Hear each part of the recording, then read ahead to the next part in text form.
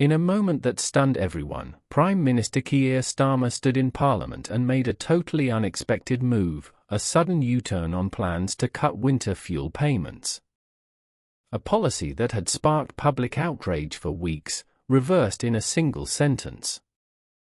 But was it a smart political pivot, or a desperate attempt to save his leadership from collapsing? Police cars revolving light, but hold on, did you know that over 95% of our viewers aren't subscribed to the channel? We totally get it. Life gets busy and sometimes it's easy to forget. But here's the thing, subscribing is completely free, and it really helps us keep creating the content you enjoy.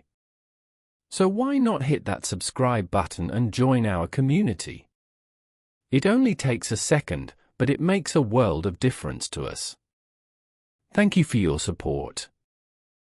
Asked Wednesday, during Prime Minister's questions, all eyes were on the chamber. A seemingly simple, even-planted, question came from a loyal backbencher. But the answer shocked the room. Starmer officially reversed course on cutting winter fuel support. On the surface, it looked like a smart move. But insiders knew better. This was a high-stakes attempt to regain control over a party on the brink of open revolt. Behind the scenes, pressure had been mounting. Key figures from Labour's so-called soft left were organising for a leadership change. And all eyes were turning to Deputy Prime Minister Angela Rayner as the party's possible saviour. But things weren't that simple. Rayner herself had become the target of a poisonous whisper campaign, with leaked memos and stories about her potentially being demoted. The goal? Undermine her before she could even begin to challenge the leadership. Then came the bombshell that may have changed everything, Starmer's announcement of a strict new migration policy. It was called a watershed moment by many, and not in a good way. Some even drew comparisons to Enoch Powell's infamous Rivers of Blood speech. As one senior Labour figure put it, the party, the activists, the MPs, we've all been told to swallow a lot over the past 10 months. Welfare cuts, austerity, backing Trump, but this migration policy? That was the final straw. Across the party, from MPs to trade unions to ordinary voters, anger is growing. And it's starting to show in the polls. According to Techni UK, Labour is now 8 points behind Nigel Farage's Reform UK. Worse still, many former Labour voters are defecting to the Liberal Democrats and the Greens. Internal Lib Dem memos show that 13% of Labour's 2024 voters have already switched, with 41% considering it, and nearly 30% are open to voting Green. Angela Rayner is still seen as the front-runner, but sources close to her say she's weary after months in what they call the gilded cage.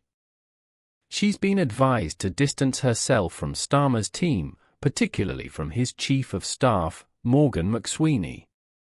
Meanwhile, Health Secretary Wes Streeting is quietly positioning himself as a leadership contender. But many in the party believe he's too right-wing, and could even lose his own seat in the next election. As one MP put it, the party needs someone who can offer a fresh vision on the economy, Israel, the Gaza, and welfare. Wes can't do that. But Angela is becoming too associated with Starmer's failing government. Inside Labour HQ, there's growing talk of May 2026 as a make-or-break moment. That's when key elections will take place across Scotland, Wales, and local councils in England. If Labour loses badly, the pressure for a leadership change could become unstoppable. The Hamilton South by-election in Scotland, a seat connected to Starmer's inner circle, is already seen as an early test. Despite pouring resources into the campaign, one MP warned, "The SNP will win it easily." The real nightmare? We could come third, behind Reform. Still, some of Starmer's allies believe there's a path forward. The winter fuel U-turn gave MPs a brief morale boost. And Starmer's team is quick to highlight his success on the international stage, securing 3 major trade deals with the US, India, and the EU in just 1 month. One cabinet minister said, "Keir inherited a complete mess from the Tories. He's working incredibly hard and deserves more credit, especially for those trade deals."